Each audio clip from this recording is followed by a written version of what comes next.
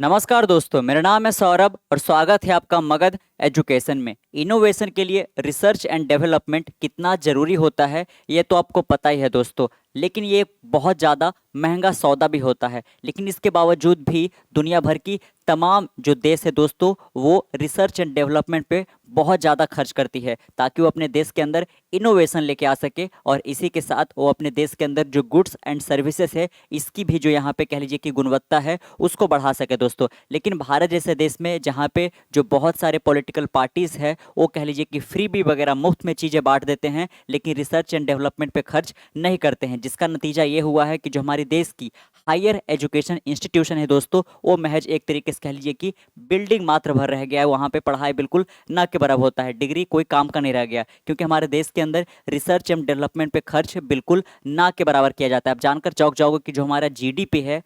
उसका महज 1% से भी कम गुड्स यहाँ पे कह लीजिए कि रिसर्च एंड डेवलपमेंट पे खर्च किया जाता है, जिसका नतीजा ये होता है कि जो कह लीजिए कि बड़े बड़े कॉलेज वगैरह यहाँ पे हो गए, वो कह लीजिए कि जो दुनिया भर के तमाम जगह पे जो एक हो चल रहा है यहाँ का पूरा यहाँ पे जो साइंटिफिक डेवलपमेंट उसके बारे में वो अवगत ही नहीं पाते। और इसका बहुत बड़ा यहाँ पे रीज़न ये है कि उनका जो सब्सक्रिप्शन मॉडल है, क्योंकि ये सब जितना भी रिसर्च एंड डेवलपमेंट दुनिया भर की तमाम जो इंस्टीट्यूशन के अंदर लेबोरेटरी के अंदर होता है दोस्तों, वो कह लीजिए कि जर्नल के अंदर पब्लिश होता है और जर्नल को एक्सेस करने के लिए आपको एक कह लीजिए कि हेफ्टी अमाउंट पे करना पड़ता है, जिसके कारण बहुत सारे जो इंस्टीट्यूशन वगैरह थे, कॉलेज वगैरह थे यहाँ पे, वो दे ही नहीं पा रहे थे। इसी चीज़ को ध्यान में रखते हुए सरकार ने एक बहुत बढ़िया स्टेप लिया है, वो कुछ इस प्रकार से कि वन नेशन वन सब्सक्रिप्शन दोस्तों, यहाँ पे कि इंडिया के अंदर चाहे वो सेंट्रल गवर्नमेंट हो या फिर स्टेट गवर्नमेंट हो, जो हायर एजुकेशन इंस्टीट्यूशन है, अब वो कह लीजिए कि यहाँ पे काफ़ी कम प्राइस में दुनिया भर की तमाम जो यहाँ पे जर्नल्स वगैरह है, साइंटिफिक जर्नल वगैरह है,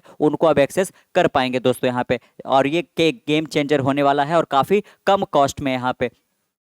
आईआईएम जो मुंबई है दोस्तों, इंडियन इंस्टीट्यूट ऑफ मैनेजमेंट, उन्होंने इसको लेकर वैल्यूएशन भी लगाया, यहाँ पे इवैल्यूएशन भी किया है इन्होंने कि आखिरकार ये जो सरकार का कदम है कितना इंपॉर्टेंट होने वाला है। और जो आपको बता दें कि टोटल सब्सक्रिप्शन फीस जो है वो कह लीजिए कि इस प्रकार के कदम लेने से यहाँ पे 18% से रिड्यूस भी हो जाएगा दोस्तों। First phase of one nation one subscription, आप गौर करिएगा यहाँ पे। ठीक है कि हमारे देश के अंदर तो उतना ज़्यादा रिसर्च एंड डेवलपमेंट पे खर्च नहीं किया जाता है, लेकिन दुनिया भर में तमाम जगहों पे जो यहाँ पे रिसर्च एंड डेवलपमेंट पे इतना ज़्यादा खर्च किया जाता है दोस्तों। यहाँ पे कोई कोई तो कंट्री ऐसा है जो अपने जीडीपी का लगभग लगभग 10% रिसर्च एंड डेवलपमेंट पे खर्च कर देता है यहाँ पे। तो उनके द्वारा किया गया रिसर्च एंड डेवलपमेंट जो कि यहाँ पे साइंटिफिक जर्नल में पब्लिश होता है, अगर जो हम जर्नल को भी ना पढ़ सके यहाँ पे तो हमारे लिए दुर्भाग्य बस यहाँ पे होगा दोस्तों यहाँ पे। इसीलिए यह बहुत बढ़िया स्टेप यहाँ पे लिया गया है कि एटलीस्ट हमारा देश के अंदर तो रिसर्च एंड डेवलपमेंट थोड़ा सा वीक है ही, लेकिन दुनिया भर में तमाम जगहों पे जो रिसर्च एंड डेवलपमेंट हो रहा है उसका एटलीस्ट जो जर्नल में पब्लिश किया जाता है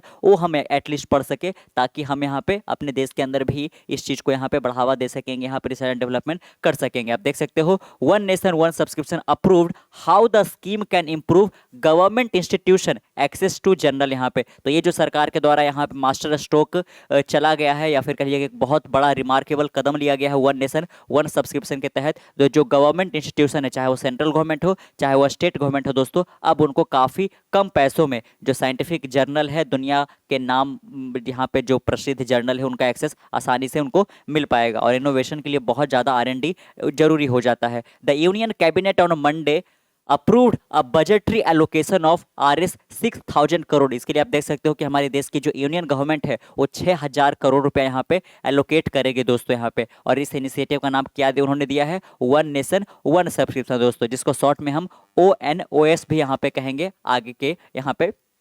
इस लेक्चर में। Which the centre hope will help India's higher education institution access academic resource for the better. यहाँ पे आप देख सकते हो यहाँ पे कि इसके तहत यहाँ पे जो गवर्नमेंट इंस्टीट्यूशन है, जो एकेडमिक पूरा का पूरा इंस्टीट्यूशन है, अब वो कह लीजिए कि यहाँ पे काफ़ी आसानी तरीके से यहाँ पे जो पूरा का पूरा रिसोर्सेस है जनरल के रूप में, जिसमें साइंटिफिक एक्सपेरिमेंट वगैरह यहाँ पे रिसर्च एंड डेवलपमेंट को लेकर पब्लिश किया गया है, उनको अब आसानी से एक्सेस कर पाएंगे यहाँ पे। अभी तक क्या हो रहा था दोस्तों कि जो अलग अलग इंस्टीट्यूशन है, चाहे वो सेंट्रल हो चाहे वो स्टेट गवर्नमेंट हो, वो इंडिविजुअल इंडिविजुअली सब्सक्रिप्शन लेते थे, जिसके कारण उनको जो पैसा पे करना पड़ता था काफ़ी ज़्यादा पे करना पड़ता था। जैसे कि अगर जो आपको हम एग्जांपल दें, जैसे कि अगर जो आप ये देख पा रहे होंगे तो आपको जाहिर होगा कि ये एक न्यूज़ आर्टिकल है दोस्तों, है ना। न्यूज़ आर्टिकल में से हमने आपके सामने ये इसको पेश किया यहाँ पे। तो हमें भी एक तरीके से कह लीजिए कि अलग अलग जो मीडिया हाउस है यहाँ पे, जो प्रिंट मीडिया है जैसे कि द हिंदू हो गया, इंडियन एक्सप्रेस वगैरह हो गया, मिंट वगैरह हो गया, यहाँ पे बिजनेस स्टैंडर्ड वगैरह हो गया, इसका हमें सब्सक्रिप्शन लेना पड़ता है और हम ये इंडिविजुअली लेते हैं, जिस कारण हमें बहुत ज़्यादा पैसा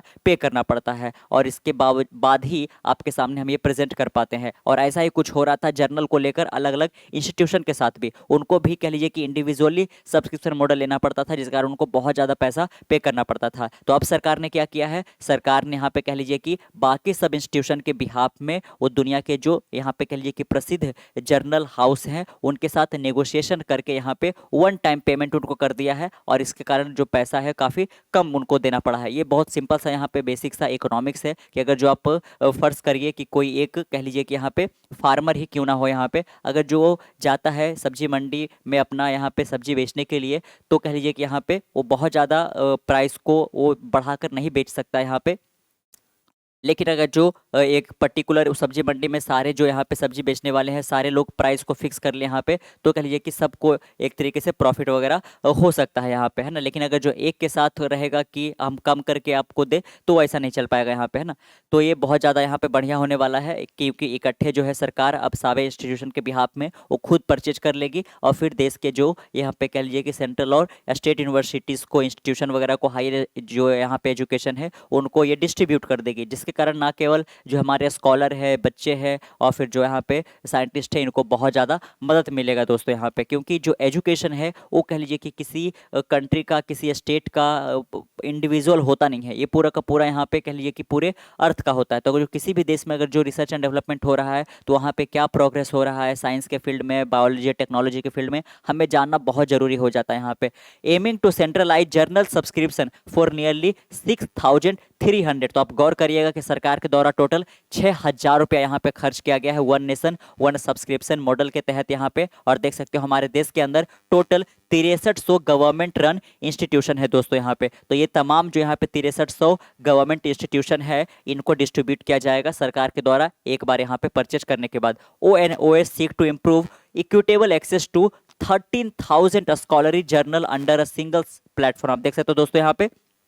कि लगभग 13,000 से ज़्यादा यहाँ पे जो जर्नल है उनका बच्चे एक्सेस ले पाएंगे काफ़ी कह लीजिए कि यहाँ पे कम पैसों में, और लगभग देश के 6300 गवर्नमेंट इंस्टीट्यूशन में यहाँ पे इसको इम्प्लीमेंट किया जाएगा। Here is a breakdown of the current system. तो हम थोड़ा सा पहले यहाँ पे देख लेते हैं कि आखिरकार जो अभी वर्तमान में करंट सिस्टम चल रहा था जर्नल को एक्सेस करने का, ये किस प्रकार से है और यहाँ पे आखिरकार ये जो पूरा का पूरा यहाँ पे इसका जो पहला फेज को अप्रूव कर दिया गया है, ये इसकी इनिशिएटिव कब से स्टार्ट की गई थी यहाँ पे, ये तमाम बात की जानकारी अभी लेते हैं यहाँ पे। How do higher education institution currently access journal यहाँ पे। तो अभी कह लीजिए कि वर्तमान में स्थिति क्या चल रहा है। करेंटली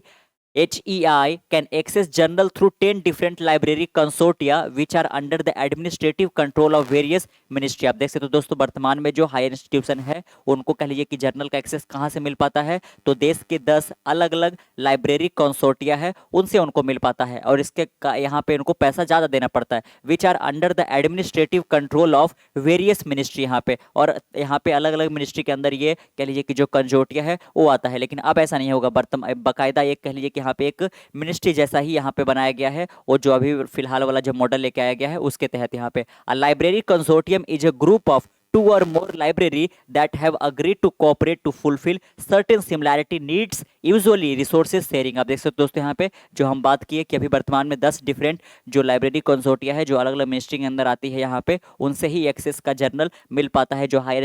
एजुकेशन जो इंस्टीट्यूशन है उनको। यहाँ पे अगर जो बात करें कि लाइब्रेरी कंसोर्टियम होता क्या है यहाँ पे, तो ये 2 या 2 से अधिक लाइब्रेरी का ग्रुप होता है दोस्तों, जो कि आपस में ये सहमति करके रखे होते थे कि कोई सा भी जो इन्फॉर्मेशन वगैरह है यहाँ पे नॉलेज वगैरह है उसको हम अपने के साथ यहाँ पे शेयर करेंगे दोस्तों। यहाँ पे रिसोर्स को शेयर करने के लिए यहाँ पे कंसोर्टिया बनाया हुआ रहता है। For instance